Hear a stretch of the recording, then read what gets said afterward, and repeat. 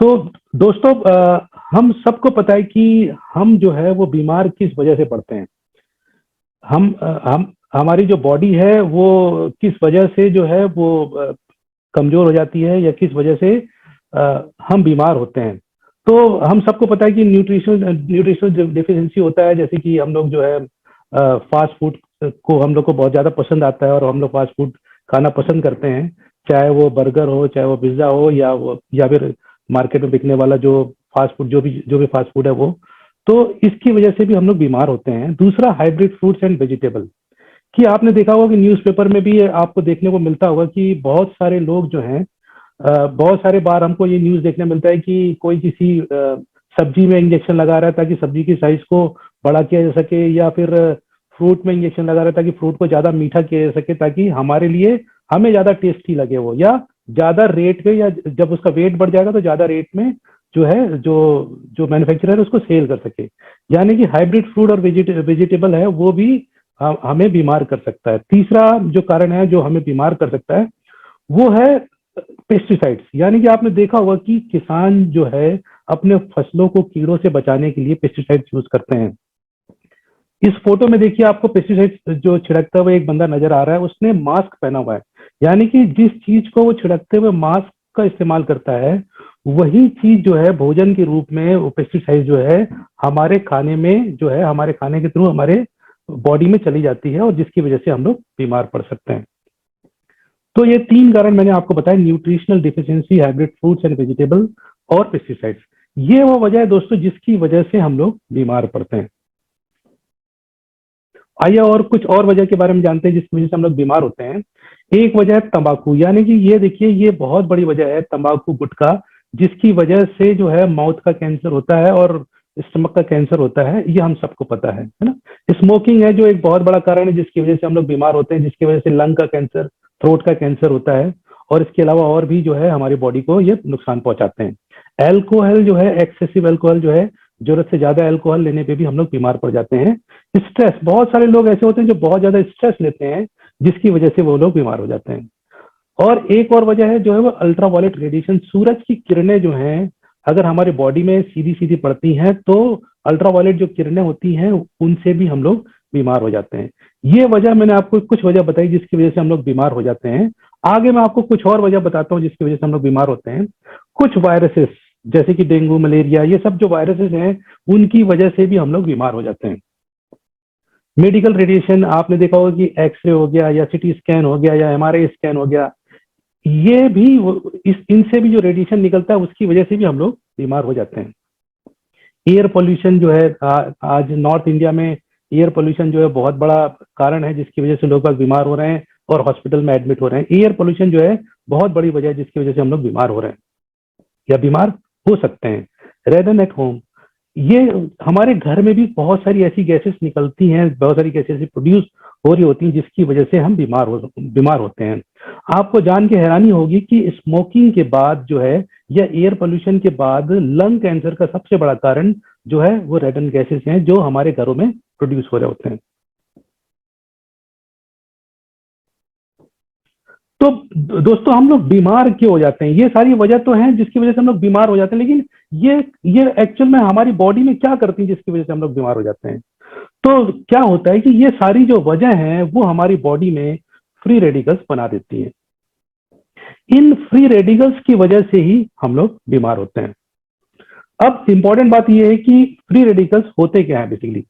हम क्या कर रहे हैं कि हम एक प्रोसेस के थ्रू बेसिकली हम क्यों बीमार होते हैं इसको हम लोग समझने की कोशिश करें, क्योंकि अगर हमें कारण पता चल जाएगा तो इलाज भी आसान हो जाएगा, और सावधानी जो हम बरत सकते हैं अपनी हेल्थ को लेकर वो हम बरत सकते हैं।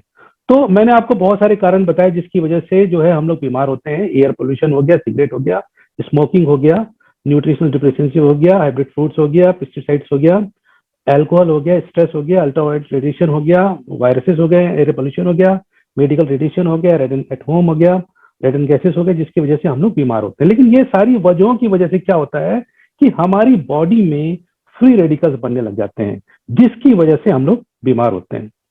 अब सवाल ये उठता है कि फ्री रेडिकल्स बेसिकली होते क्या है, मतलब ऐसा क्या होता है फ्री रेडिकल्स जिसकी वजह से हम लोग बीमार हो जाते हैं। तो फ्री रेडिकल्स को हम लोग समझने की कोशिश करते हैं। फ्री रेडिकल्स को समझने के लिए हमें अपनी थोड़ा सा बॉडी को समझना पड़ेगा कि हमारी बॉडी जो है वो किस तरीके से फंक्शन करती है।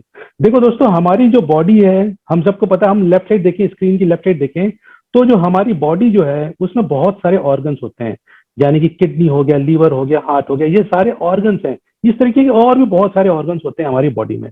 लेकिन ऑर्गन किससे बने होते हैं? ऑर्गन जो बने होते हैं वो टिश्यू से बने होते हैं।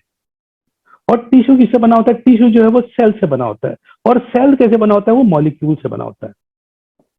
यानी कि एक सेल के अंदर में बहुत सारे मॉलिक्यूल होते हैं, एक टिश्यू के अंदर में बहुत सारे सेल्स होते हैं, एक ऑर्गन के अंदर में बहुत सारे टिश्यू होते हैं, और हमारी बॉडी में तो आपको पता ही है कि बहुत सारे ऑर्गन होते हैं। तो ये हमारी बॉडी है जिसको हम समझ सकते हैं।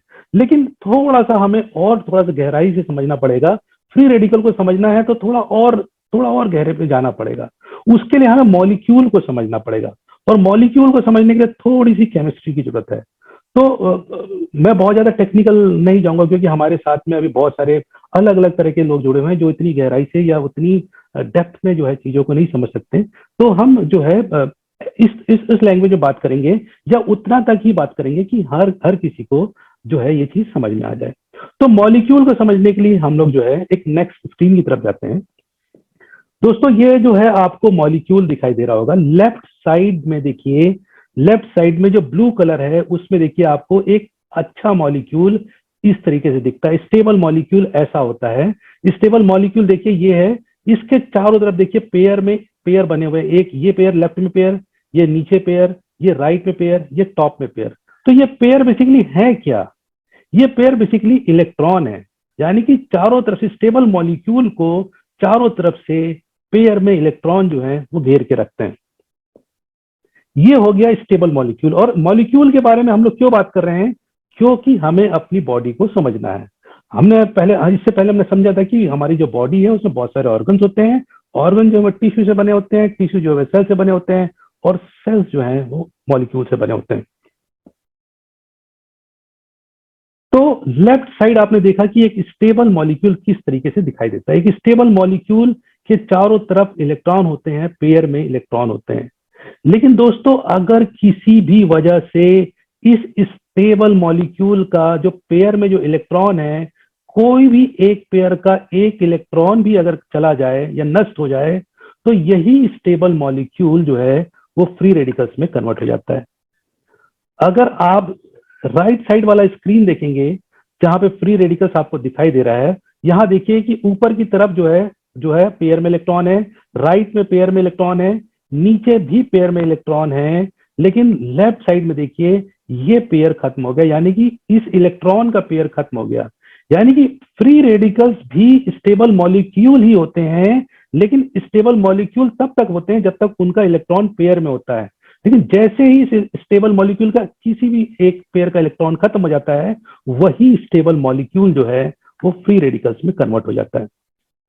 और जैसे ही ये स्टेबल मॉलिक्यूल फ्री रेडिकल्स में कन्वर्ट होता है, उसका इलेक्ट्रॉन का एक पेयर जो है खत्म होता है, वैसे ही जो है एक चेन रिएक्शन चालू होता है, और बहुत ही तेजी से बाकी स्टेबल मॉलिक्यूल भी फ्री रेडिकल्स में कन्वर्ट होने लग जाते हैं, और इस प्रोसेस को कहते हैं ऑक्सीडेशन।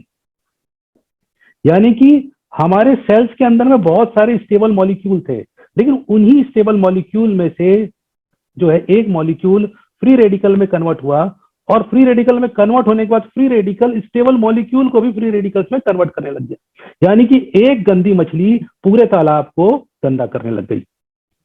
तो देखिए दोस्तों, जैसा कि मैंने बताया था कि नॉर्मल सेल जो है, लेफ्ट साइड देखिए, नॉर्मल सेल जो है वो ऐसा दिखाई देता है। लेकिन इस नॉर्मल सेल के अंदर में, जैसे कि मैंने आपको बताया था कि बहुत सारे स्टेबल मॉलिक्यूल होते हैं। अब वही स्टेबल मॉलिक्यूल का एक इलेक्ट्रॉन अगर गड़बड़ हो जाता है, तो वही स्टेबल मॉलिक्यूल फ्री रेडिकल में कन्वर्ट हो जाता है, और फ्री रेडिकल में कन्वर्ट होते ही जैसे एक फ्री रेडिकल बन गया, वो बाकी स्टेबल मॉलिक्यूल को भी फ्री रेडिकल में कन्वर्ट करने की कोशिश करने लग जाता है। और हमारा सेल जो है पहले ऐसा होता है, फिर हमारा सेल ऐसा हो जाता है। यानी कि हमारा सेल जो है वो है मर जाता है, यानी कि उसकी डेथ हो जाती है। यानी कि फ्री रेडिकल्स जो हैं वो स्टेबल मॉलिक्यूल को फ्री रेडिकल में कन्वर्ट करने लग जाते हैं। और अगर हमारे एक नॉर्मल सेल में फ्री रेडिकल्स की संख्या बढ़ जाती है, तो पहले हमारा सेल ऐसा होता है, फिर लास्ट में उसकी डेथ हो जाती है। इस प्रोसेस को कहते हैं दोस्तों, इस प्रोसेस को भी याद रखिएगा आप सब, इस प्रोसेस को कहते हैं ऑक्सीडेटिव स्ट्रेस। इस प्रोसेस को कहते हैं ऑक्सीडेटिव स्ट्रेस, यानी कि अच्छा खासा सेल है उसकी डेथ हो जाती है। किस वजह से डेथ हो जाती है? क्योंकि सेल के अंदर में फ्री रेडिकल्स की संख्या बढ़ने लग जाती है। इसकी वजह से जो है हमारा सेल्स जो है उसकी मौत हो जाती है, वो डेथ हो जाती है उसकी, और इस प्रोसेस को कहते हैं ऑक्सीडेटिव स्ट्रेस। दोस्तों इसी ऑक्सीडेटिव स्ट्रेस की वजह से आप जितनी भी बीमारियों के नाम आपने आज तक सुन रखे हैं वो सारी बीमारियां हमें होती हैं, केवल उसी ऑक्सीडेटिव स्ट्रेस की वजह से। और ऑक्सीडेटिव स्ट्रेस की जड़ में क्या था? ऑक्सीडेटिव स्ट्रेस की जड़ में था ये न्यूट्रिशनल डिफिशिएंसी, हाइब्रिड फ्रूट, तंबाकू, smoking, alcohol, stress, ultraviolet, some virus, medical radiation, air pollution, radon at home यानी कि रेडन गैसेस जो है, इसकी वजह से हमारी बॉडी में फ्री रेडिकल्स बनने लग जाते हैं। और फ्री रेडिकल क्या होते हैं ये मैंने आपको बताया कि स्टेबल मॉलिक्यूल ही फ्री रेडिकल्स में कन्वर्ट हो जाते हैं। और अगर स्टेबल मॉलिक्यूल की संख्या कम हो जाती है और फ्री रेडिकल्स की संख्या बहुत ज्यादा हो जाती है तो हमारे सेल्स की डेथ हो जाती है। और इस प्रोसेस को कहते हैं ऑक्सीडेटिव स्ट्रेस। और इसी ऑक्सीडेटिव स्ट्रेस की वजह से ही हमें सारी बीमारियां होती हैं। तो दोस्तों अगर आपको यहां तक समझ में आया है तो एक बार आप सभी जो है थम्स अप कीजिए ताकि इसके बाद हम आगे बढ़ें। तो दोस्तों हमने जाना कि ऑक्सीडेटिव स्ट्रेस क्या होता है और उसकी वजह से हम लोग क्यों बीमार होते हैं, लेकिन इसके पहले मैंने आपको कहा था कि एक टर्म और याद रखिएगा। उस टर्म का नाम था ऑक्सीडेशन या ऑक्सीडेंट। यहां लिखा हुआ है ऑक्सीडेशन या ऑक्सीडेंट, ठीक है। तो अब ये तो वो वजह हुई जिसकी वजह से जो है ऑक्सीडेटिव स्ट्रेस की वजह से हमें बीमारियां होती हैं। यहां तक मैंने आपको बताया कि प्रॉब्लम प्रॉब्लम प्रॉब्लम और प्रॉब्लम। अब इस प्रॉब्लम का सोल्यूशन क्या है? इस प्रॉब्लम के सोल्यूशन जो है वो भी सेल्स में ही छिपा हुआ है। ये जो प्रॉब्लम सेल्स में हुई थी उसका सोल्यूशन भी सेल्स में छिपा हुआ है। आइए थोड़ा सा सेल्स के बारे में जानते हैं कि सेल्स होते क्या हैं। अगर हम सेल्स के बारे में थोड़ा और जान जाएंगे तो हमें सोल्यूशन के बारे में भी हमें समझ में आ जाएगा। दोस्तों हमारी बॉडी में जो है, आप सबको जान के हैरानी होगी कि हमारी बॉडी में 100 ट्रिलियन सेल्स होते हैं, यानी कि अरबों और खरबों सेल्स होते हैं हमारी बॉडी में। हर इंसान की बॉडी में खरबों सेल्स होते हैं, अरबों खरबों सेल्स होते हैं। और हमारे जो सेल्स होते हैं वो नेचुरली 90 से 120 दिनों तक जिंदा होते हैं, उसके बाद उनकी डेथ हो जाती है। उनकी एज जो है 90 से 120 दिन की होती है। डिपेंड करता है कि हमारी उम्र कितनी है और हमारा मेटाबॉलिज्म कैसा है। अगर हमारी उम्र जो है वो 35 के अंदर है तो हमारी जो सेल्स है हो सकता है वो 100 दिन रहे, 110 दिन जिंदा रहे। अगर हमारी उम्र 25 साल से कम है तो हमारे सेल्स जो है वो 120 दिन तक ही जिंदा रहते हैं। लेकिन जैसे जैसे हमारी उम्र बढ़ती जाती है हमारे जो सेल्स हैं वो जल्दी मरते जाते हैं, यानी कि 90 दिन के अंदर भी मरने लग जाते हैं, 95 दिन के अंदर भी, 95 डेज के अंदर भी मरने लग जाते हैं। और दूसरा, ये सेल्स कितने दिन तक जिंदा रहेंगे इस बात पर भी निर्भर करता है कि हमारा मेटाबॉलिज्म कैसा है, यानी कि हमारा जो बॉडी में रोग प्रतिरोधकता क्षमता जो है वो कितनी है। अब जैसा कि मैंने आपको बताया कि 100 ट्रिलियन यानी कि अरबों खरबों की संख्या में सेल्स होते हैं, तो हमारी बॉडी में एक ही तरह का सेल्स नहीं होता बल्कि 200 से भी ज्यादा, 200 प्लस अलग अलग तरीके के सेल्स होते हैं हमारी बॉडी में। कुछ सेल्स में आपको नाम लेके बताता हूं कि कुछ सेल्स जो हैं जैसे कि stem cell, red blood cell, white blood cell, platelet, neurological cells, muscle cells, cartilage cells, bone cells, skin cells, fat cells, sex cells, ये मैंने कुछ सेल्स के नाम बताए हैं। हमारी बॉडी में 200 से भी ज्यादा अलग अलग तरीके के सेल्स होते हैं। ये मैंने आपको कुछ सेल्स के नाम बताए, लेकिन मैंने पहले नंबर पे आपको जो सेल्स के बारे में बताया वो था स्टेम सेल। दोस्तों ये स्टेम सेल है, वही है जादू की छड़ी। दोस्तों कोई भी सेल, अब मैं जो आपको बताने वाला हूं इसको थोड़ा सा ध्यान से आपको सुनना पड़ेगा, समझने के लिए आपको ध्यान से सुनना पड़ेगा कि हमारी बॉडी का कोई भी सेल, पर्टिकुलर सेल बनने से पहले स्टेम सेल होता है। रेड ब्लड सेल है जो, रेड ब्लड सेल बनने से पहले स्टेम सेल होता है, यानी कि स्टेम सेल ही पहले, स्टेम सेल जो है वही रेड ब्लड सेल में कन्वर्ट हो जाता है। व्हाइट ब्लड सेल है, व्हाइट ब्लड सेल कब बनता है? पहले वो स्टेम सेल होता है, फिर हमारी बॉडी को अगर व्हाइट ब्लड सेल की जरूरत होती है तो स्टेम सेल ही व्हाइट ब्लड सेल में कन्वर्ट हो जाता है। प्लेटलेट्स, आपने सुना होगा डेंगू में प्लेटलेट कम हो जाते हैं, लेकिन प्लेटलेट को बढ़ाने का तरीका क्या है? प्लेटलेट को बढ़ाने का तरीका है कि प्लेटलेट को हम अभी क्या करते हैं, प्लेटलेट किसी और से लेते हैं और इंजेक्ट कर देते हैं अब डॉक्टर जो है हमारी बॉडी में। तो स्टेम सेल जो है, प्लेटलेट पहले स्टेम सेल ही होता है, वही स्टेम सेल प्लेटलेट में कन्वर्ट हो जाता है। मसल सेल पहले स्टेम सेल होता है, वही स्टेम सेल मसल सेल में कन्वर्ट हो जाता है। यानी कि हर सेल, पर्टिकुलर सेल बनने से पहले, रेड ब्लड सेल बनने से पहले स्टेम सेल होता है, व्हाइट ब्लड सेल बनने से पहले स्टेम सेल होता है। तो हमारी बॉडी को जिस तरीके की भी सेल की जरूरत होती है, स्टेम सेल क्या करता है, उस तरीके के सेल्स में कन्वर्ट कर लेता है अपने आप को।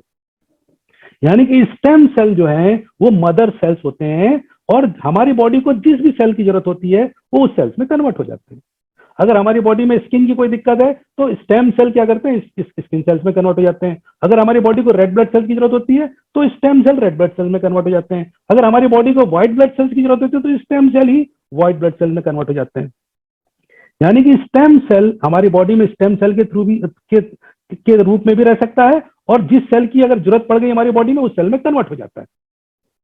तो स्टेम सेल जो है वो जादू की छड़ी है, जैसा कि मैंने आपको बताया। तो अब स्टेम सेल अगर जादू की छड़ी है, तो अगर स्टेम सेल जो है अगर हमारी बॉडी में, अब मैंने आपको बताया कि एक सेल जो है 90 से 120 दिन के अंदर उतनी देर तक जिंदा रहता है, उतने दिन तक जिंदा रहता है, उसके बाद डेथ हो जाती है। लेकिन अगर सेल जो है अगर बीच में ही प्रॉब्लम आ गई उसको, जैसे कि मैंने बताया था कि फ्री रेडिकल्स की वजह से ही सेल्स में फ्री रेडिकल्स अगर बढ़ गए तो सेल्स तो मर जाता है, लेकिन सेल मरते मरते जो है प्लाज्मा को भी डिस्टर्ब कर देता है, और प्लाज्मा डिस्टर्ब होता है तो हमारे टिश्यू को भी डिस्टर्ब कर देता है। सेल जो है मरने से पहले टिश्यू को भी डिस्टर्ब कर देता है, और टिश्यू डिस्टर्ब होता है तो ऑर्गन भी डिस्टर्ब हो जाते हैं। तो दोस्तों स्टेम सेल, जैसे कि मैंने आपको बताया कि स्टेम सेल जो है अब जो है आज से 25-30 साल पहले जो है इस सेल्स के बारे में लोगों ने जानना समझना चालू किया था। साइंस तो इसके बारे में पहले से जानता था, लेकिन आम लोगों ने जो है स्टेम सेल के बारे में 20-25 साल पहले ही सुनना चालू किया है। आपने देखा होगा कि बहुत सारे हॉस्पिटल में अब जो है जब बच्चे पैदा होते हैं तो डॉक्टर जो है या हॉस्पिटल का मैनेजमेंट है वो आपको ऑफर करता है कि जब बच्चा पैदा होता है दोस्तों, तो वो अपनी माँ के साथ में कॉर्ड के थ्रू जुड़ा होता है। यानी कि हिंदी में अगर उसको कहते हैं तो नाल, बच्चे जो है नाल के साथ में अपनी माँ के साथ में जुड़ा होता है। तो जब बच्चा पैदा हो जाता है, बच्चा इस दुनिया में आ जाता है, तो क्या करते हैं, माँ को और बच्चे को अलग करने के लिए उस कॉर्ड को यानी कि उस नाल को काट देते हैं, जिससे बच्चा अलग हो जाता है और माँ अलग हो जाती है। लेकिन आज से 25-30 साल पहले उस कॉर्ड को जो है आज भी बहुतायत में उस कॉर्ड को या उस नाल को फेंक देते हैं या मिट्टी में दबा देते हैं बहुत सारे लोग शगुन के तौर पे। तो लेकिन अब जो डॉक्टर है या हॉस्पिटल मैनेजमेंट है वो ऑफर करता है कि इस नाल को या इस कॉर्ड को आप मेडिकल बैंक में रखिए। क्यों रखिए? क्योंकि उस नाल में उस बच्चे का स्टेम सेल होता है। आज से जब बच्चा पैदा होता है उसके 10 साल बाद, 20 साल बाद, 25 साल बाद, 50 साल बाद अगर उस सेम बच्चे को या उसके सिबलिंग को किसी भी तरह की क्रोनिक डिजीज हो जाती है, हार्ट में प्रॉब्लम हो जाती है या किडनी में प्रॉब्लम हो जाती है, लंग में प्रॉब्लम हो जाती है, किसी भी उसके ऑर्गन में प्रॉब्लम हो जाती है, तो उसी कॉर्ड में से स्टेम सेल निकाल के डॉक्टर जो है उस बच्चे को इंजेक्ट करते हैं, और वो जो स्टेम सेल है उसकी वजह से उसकी जो ऑर्गन में जो प्रॉब्लम हुई थी वो ठीक हो जाती है। लेकिन दोस्तों इसको जो है ये जो कॉर्ड है उसको मेडिकल बैंक में रखना 10 साल, 20 साल, 25 साल, 50 साल, और उसके बाद उसमें से स्टेम सेल निकाल के बच्चे को इंजेक्ट करना, ये एक खर्चीला माध्यम है। यानी कि ये हर इंसान के बूते की बात नहीं है, हर इंसान इसको अफोर्ड नहीं कर सकता। तो इसी सोच को, इसी दिशा में जो है ये जो प्रॉब्लम थी, इसी दिशा में स्विट्जरलैंड के एक साइंटिस्ट जिनका नाम फ्रेड जूली था, जो अभी आपको स्क्रीन पे दिखाई दे रहे हैं, डॉक्टर फ्रेड जूली, जो स्विट्जरलैंड में साइंटिस्ट हैं और बायोकेमिस्ट हैं, पीएचडी हैं, बायोकेमिस्ट्री में पीएचडी की इन्होंने स्विट्जरलैंड में एक एप्पल है, ये एक स्पेशल तरीके का एप्पल है जो लेफ्ट साइड आपको दिखाई दे रहा है। ये बहुत ही रेयर एप्पल है जो कुछ ही संख्या में बचे हुए हैं, और ये खाने में बहुत ही कड़वे होते हैं। अगर हम नॉर्मल एप्पल और इस एप्पल की बात करें तो नॉर्मल एप्पल अगर हम अपने घरों में काट के रख दें तो वो 1 घंटे के अंदर, 2 घंटे के अंदर, 3 घंटे के अंदर जो है वो काला पड़ जाता है। लेकिन इस एप्पल में ये खूबी होती है कि इसको अगर काट के हम 6 महीना भी रख देंगे तो ये काला नहीं पड़ेगा। यानी कि इस एप्पल में जो है एंटी एजिंग का गुण होता है। दूसरा ग्रेप, ये भी एक स्पेशल तरीके का ग्रेप था। इन्हीं दोनों प्लांट से उन्होंने स्टेम सेल निकाला, डॉक्टर फ्रेड जूली ने, और उस स्टेम सेल को जो है फाइटोसेल्टेक के नाम से उन्होंने रजिस्टर किया, और ये पेटेंटेड प्रोडक्ट है डॉक्टर फ्रेड जूली का। और जो डॉक्टर फ्रेड जूली जो है, इनके बारे में थोड़ा सा और ज्यादा जानते हैं कि डॉक्टर फ्रेड जूली ने 1991 में इसकी खोज की थी और अपनी एक कंपनी बनाई जिसका नाम था मीबेल बायोकेमिस्ट्री, जो स्विट्जरलैंड में है। और दोस्तों, ये जो मीबेल बायोकेमिस्ट्री है, आज पूरी दुनिया में स्टेम सेल जो है, प्लांट बेस्ड स्टेम सेल जो है वो प्रोवाइड करती है। और आज 31 साल बाद, 30 साल बाद 1 लाख एम्प्लॉय हैं मीबेल बायोकेमिस्ट्री में, जो मीबेल बायोकेमिस्ट्री में काम करते हैं। Based in Switzerland, Mibel Biochemistry develops highly innovative actives for the cosmetic industry.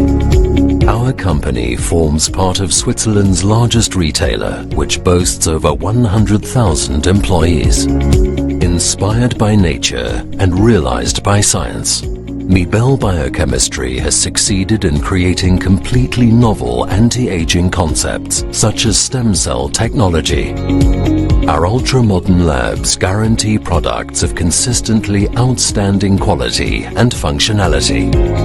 During our 25 years of experience, the work of Mibel Biochemistry has been recognized through numerous innovation awards and patents. ये मीबेल biochemistry का जो है उनके employ का structure है। ये doctor Fred Jully जो है फाउंडर मेंबर हैं, पीएचडी हैं। ये डॉक्टर कॉर्नेलिया हैं जो मैनेजिंग डायरेक्टर हैं। डॉक्टर कॉर्नेलिया का नाम आप सभी याद रखिएगा, क्योंकि इसका भविष्य, इसको आगे की स्लाइड में मैं दोबारा रेफर करूंगा। डॉक्टर कॉर्नेलिया जो है वो भी बायोकेमिस्ट है, पीएचडी है और मैनेजिंग डायरेक्टर है मीबेल बायोकेमिस्ट्री की। दोस्तों, ये मीबेल बायोकेमिस्ट्री को मिले हुए कुछ अवार्ड हैं और सर्टिफिकेट हैं जो है, जिनको मीबेल बायोकेमिस्ट्री को यूरोपियन कॉस्मेटिक इनोवेशन प्राइज मिला हुआ है 2014 में, 2008 में, 2007 में, और भी अलग अलग तरीके के अवार्ड और रिवॉर्ड इनको मिले हुए हैं। और ये कुछ सर्टिफिकेट्स हैं मीबेल बायोकेमिस्ट्री के। तो दोस्तों, अब मीबेल बायोकेमिस्ट्री और डॉक्टर फ्रेड जूली, इनका प्रोडक्ट था प्लांट बेस्ड स्टेम सेल। तो नेस्विज और मीबेल बायोकेमिस्ट्री ने मिलके सस्ता और इकोनॉमिकल सॉल्यूशन हिंदुस्तान के लोगों को देने का सोचा, ताकि हिंदुस्तान के हर आदमी को जो प्लांट बेस्ड स्टेम सेल है उसका फायदा मिल सके। मैंने आपको कहा था कि डॉक्टर कॉर्नेलिया का नाम याद रखिएगा, तो ये है डॉक्टर कॉर्नेलिया जो है जिन्होंने ये सर्टिफिकेट दिया है नेस्विज और मीबेल बायोकेमिस्ट्री के टाई अप का। तो इन दोनों ने मिलके क्या किया, इन दोनों ने मिलके एक प्रोडक्ट बनाया जिनका नाम है फाइटोविज, और ये प्लांट बेस्ड स्टेम सेल है, 100% नेचुरल प्रोडक्ट है जो है। और जितने भी अलग अलग तरीके के जो सर्टिफिकेट्स हैं वो इस प्रोडक्ट को मिले हुए हैं। इनोवेशन प्राइस जो है, जैसा कि मैंने बताया था कि इनके जो रॉ मटेरियल है फाइटोसेल्टेक जो है, जो एप्पल और ग्रेप के जो स्टेम सेल है उनको मिला हुआ है, ये जो प्राइस मिला हुआ है वो मैंने आपको बताया। तो इन दोनों ने मिलकर जो प्रोडक्ट बनाया जिसका नाम मैंने आपको बताया कि फाइटोविज उस प्रोडक्ट का नाम है, और ये 100% नेचुरल प्रोडक्ट है। तो इस प्रोडक्ट में बेसिकली होता क्या है दोस्तों, इस प्रोडक्ट में अलग अलग तरीके के इंग्रेडिएंट हैं। 2 इंग्रेडिएंट जो मेजर इंग्रेडिएंट वो है मोलेस डोमेस्टिका, फाइटोसेल्टेक, एप्पल का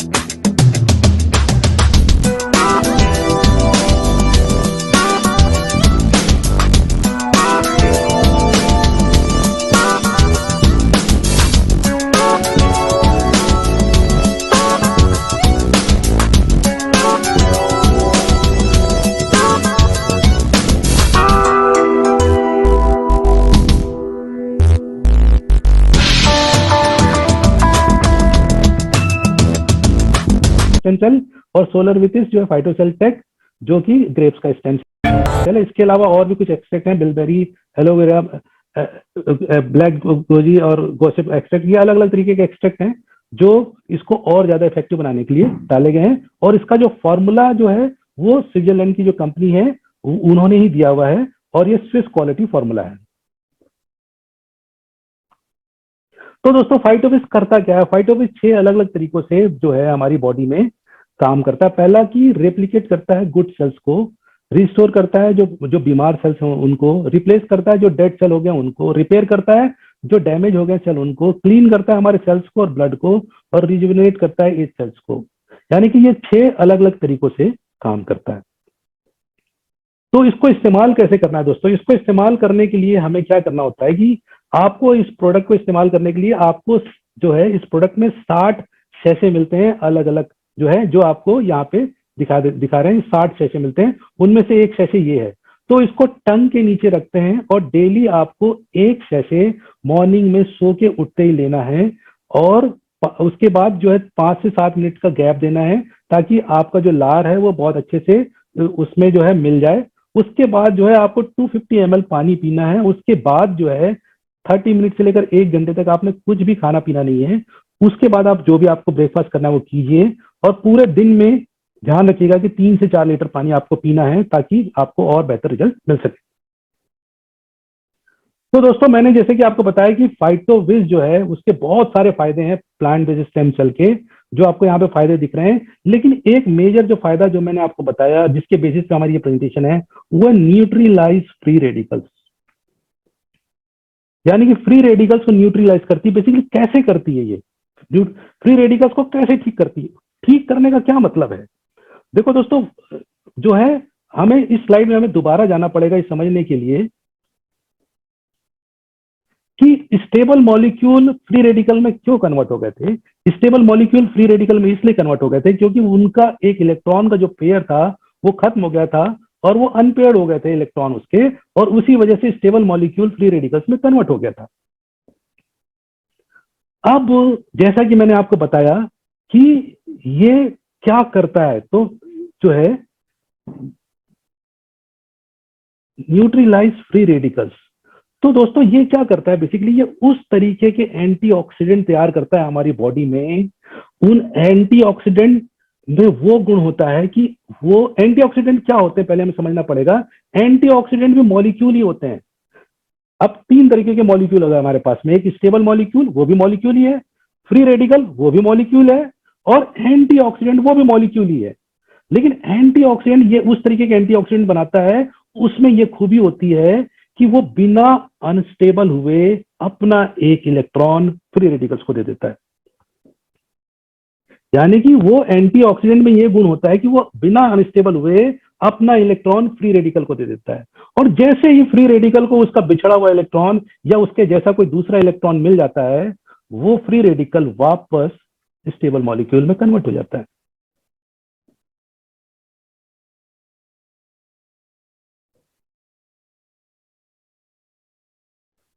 और जो है इसमें आपको 60 सेशन, यानी कि 60 दिन का कोर्स आपको करने के लिए मिलेगा। 60 सेशन मिलेंगे आपको, डेली एक सेशन लेना है। और जो है अब बहुत सारे लोग हमसे व्हाट्सएप पे या कॉल पे या ईमेल पे हमसे ये पूछते हैं कि मेरी इस बीमारी में काम करेगा कि नहीं करेगा ये, या मेरी इस बीमारी में काम करेगा कि नहीं करेगा, या मेरी उस बीमारी में काम करेगा कि नहीं करेगा। मैं आपको समझाना चाहता हूं दोस्तों कि ये किसी पर्टिकुलर बीमारी में काम नहीं करता है, ये तो सेल्स को रिपेयर करता है, और हर बीमारी तो सेल्स रिलेटेड है। हर बीमारी फ्री रेडिकल की वजह से है। तो अगर सेल्स रिपेयर हो गए तो हमारी बीमारी भी रिपेयर हो जाएगी, हमारी बीमारी भी ठीक हो जाएगी।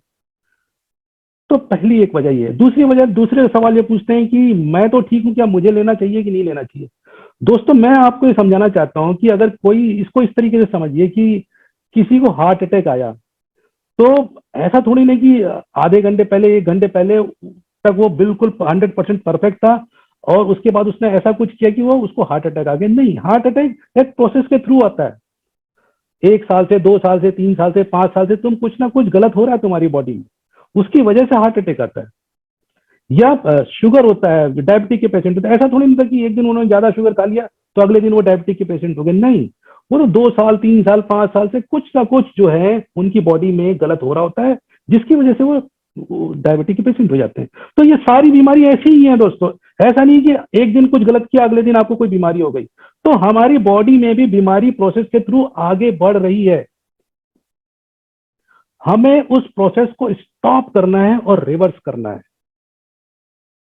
तो आप हो सकता है कि बहुत अच्छे भले चंगे दिख रहे हों, लेकिन आपकी बॉडी में बीमारी का प्रोसेस आगे बढ़ रहा है। उस प्रोसेस को आपने स्टॉप करना चाहिए और रिवर्स करना चाहिए। और आप अभी बिल्कुल आपको कोई बीमारी डिटेक्ट नहीं हुई है, आप जो है बहुत ही किस्मत वाले हैं, भाग्यवान हैं। लेकिन अब आपका जो कर्तव्य है वो ये है कि आप उस प्रोसेस को स्टॉप कीजिए जो आपकी बॉडी में चल रहा है। और उसको स्टॉप करने का सबसे बेस्ट तरीका है कि आप फाइटोविस को जो है 2 महीने का कोर्स जो है वो 100% कीजिए। और ये जो कोर्स है वो हर किसी को करना चाहिए।